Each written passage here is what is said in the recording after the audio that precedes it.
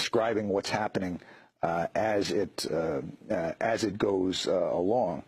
The group that they are using to front the street demonstration is called the FPI. The FPI is what are known in Indonesia as preman, street thugs. They were created by the Indonesian army and police shortly after the fall of Suharto in order to do killings. U.S.-backed dictator. Yes, in order to do repression and, when needed, killings on behalf of the army without the army having to take responsibility for it. And they would do it under the banner of radical Islam, kind of diverting attention from the fact of army and police sponsorship behind it. This group, the FPI, has been implicated in attacks on mosques. They frequently attack Islamic religious denominations that they do not agree with, attacks on churches, and murders, one of which in spectacular fashion was videotaped, and their mob is seen beating and kicking to death a man who's lying face down in the mud. They openly call for the hanging and murder of various politicians who displease them.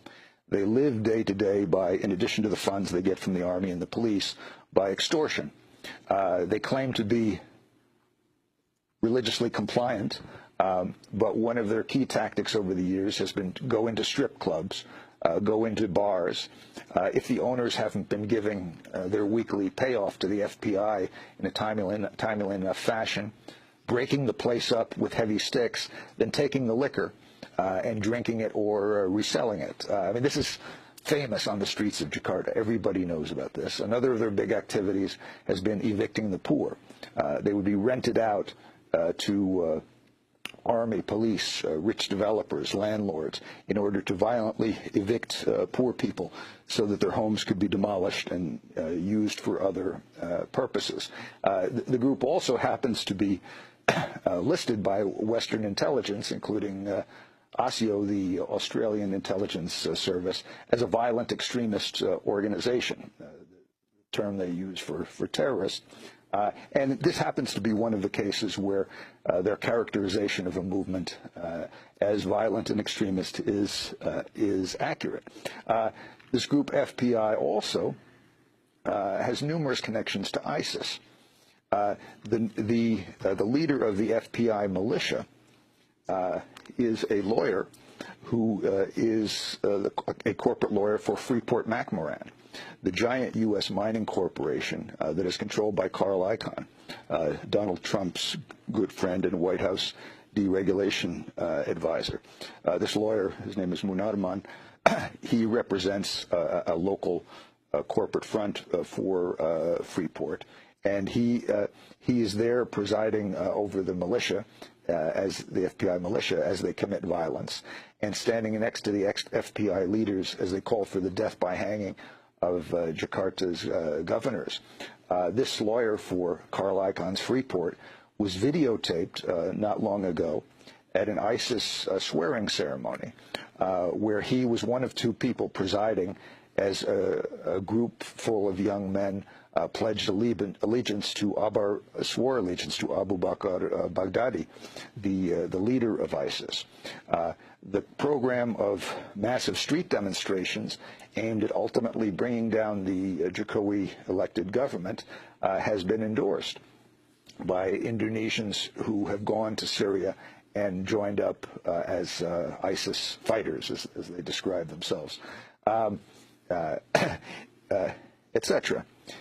This is the group which is being used by the U.S.-trained Indonesian generals and being backed by Donald Trump's key Indonesian business partner, Donald Trump's key Indonesian political backer, and the lawyer for Carl Icahn's Freeport-McMoran.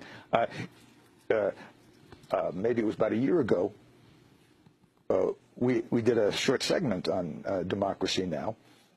Regarding the fact that one of these figures, Fadli Zon, the politician who was involved in this coup movement, he appeared at Trump Tower along with Donald Trump. This was shortly after Trump launched his presidential campaign. He launched his campaign by attacking Mexicans as rapists, and he got some heat for that. And one of the things Trump did, apparently, was to say to his people, get me some foreigners. One of the foreigners they got him was this Indonesian politician, Fadli Zon. He appeared at the press conference with Donald Trump. For doing so, he was fiercely attacked by the Grand Imam of the Indonesian mosque here in New York City. A very courageous act, by the way, by that imam,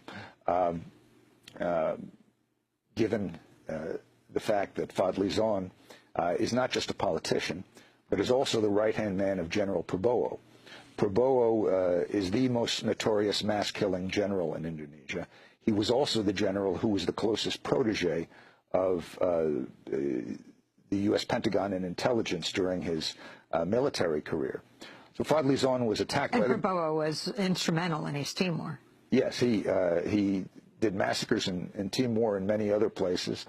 But now it is his right-hand man, Fadli Zon, who was appearing with Trump at Trump Tower, helping in the initial stages of launching the campaign, and who is now one of the main supporters of this movement, which has as its final goal the